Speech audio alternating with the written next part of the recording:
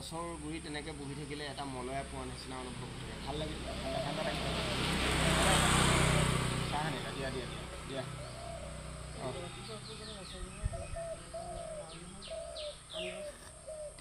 অঁ গহপুৰ চহপুৰ গ'লে ৰসগোল্লা লালমোহন খাবলৈ মন গৈছে বাৰু। ঠিক আছে ঠিক মই আনি দিম বাৰু গ'লে।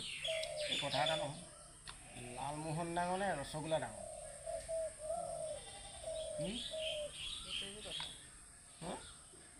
লালমোহন ডাঙৰ নে ৰসগোল্লা ডাঙৰ? মাকহে সুধিছোঁ,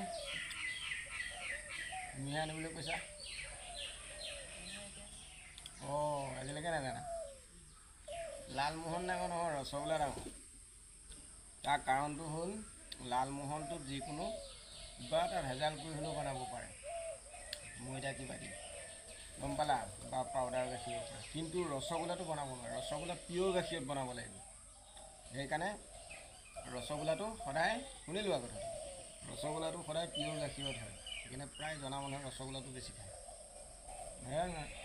মোৰ বাৰু হ'ব যোৱা, আনি দিম আৰু গহপুৰ গ'লে ৰসগোল্লা যোৱা।